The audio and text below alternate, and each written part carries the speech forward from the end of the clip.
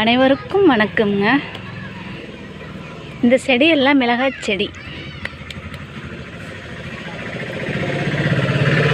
வீட்டில் மிளகாய் செடி, தக்காளி செடி, வெண்டைக்காய், கத்திரிக்காய், கொத்தரங்காய், பாகக்காய், புடலங்காய், பீக்கங்காய் எல்லாம் நாமளே செடி போட்டு இருக்கிற இடத்துல உருவாக்கி நாமளே உருவாக்கணுன்னா பார்க்கும்போது நமக்கு மனசுக்கு சந்தோஷமாக இருக்கும். வீட்டுக்கு சத்தான காய்கறியும் கிடைக்கும், மருந்தெல்லாம் காய்கறி கிடைக்கும்.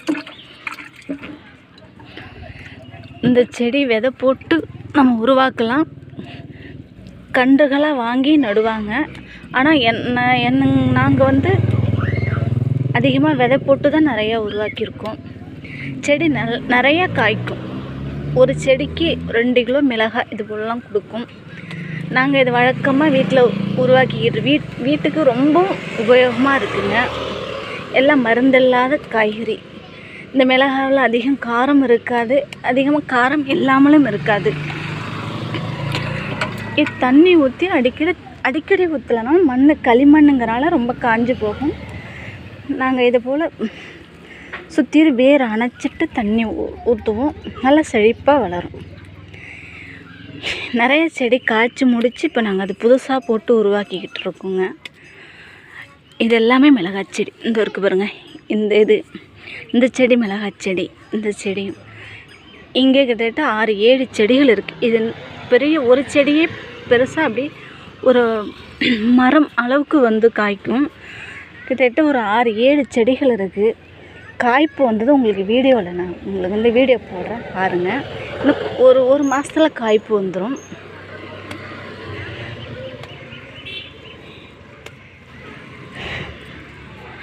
இது போல் பள்ளம் பறிச்சுண்டு செடியை காய விடாதீங்க. இது மேலெல்லாம் சாணம் தெளிச்சிருக்கிறோம். ஆடு செடி வளர வளர எல்லாத்தையும் கடிச்சு இந்த பிறகு இதெல்லாம் ஆடு தின்ன பிறகு மீண்டும் வந்துக்கிட்டு இருக்கு. அதுக்காக வேண்டி மேலே சாணம் தெளிச்சிட்டோம்னா ஆடு கடிக்க வாய்ப்பு இல்லை. இது ஆடு தின்ன வாய்ப்பு இல்லை. கொஞ்சம் ஆடு திங்காமல் இந்த சாணம் போட்டிருக்கிறதுனால திங்காது, செடி வீணடிக்காது. இது ஃபுல்லாக வேர் தெரியாத அளவுக்கு நம்ம மண் அணைச்சிடணும். ஏன்னு வச்சிங்களேன், இந்த செடி அவ்வளோ பலமானதே கிடையாது. இன்னும் நல்லா இவ்வளோ உயரத்துக்கு வரும். நான் உங்களுக்கு வீடியோ போடுறேன் பாருங்கள். அந்த அளவுக்கு வந்த பிறகு தண்ணி பள்ளம் பறிச்சுட்டு இது போல் தண்ணி விட்டிங்கன்னா அந்த தண்ணி அதில் போய் மண் ஊறி வேர்லாம் நல்லாயிருக்கும்.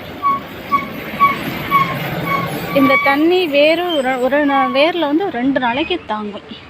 இந்த செடி பாருங்களேன், இது இப்போ தான் வளர்ந்துக்கிட்டு எல்லாம் ஒரே நேரத்தில் வச்ச செடி தான். ஆனாலும் இந்த ஆடு எல்லாம் தின்னு மீண்டும் அது போல் புதுசாக வந்துக்கிட்டு இருக்கு. இது மல்லிகை செடி. பூ நிறையா கொடுக்கும். பூ பூத்து முடிஞ்சிருச்சு. கொஞ்சம் தான் பூக்குது.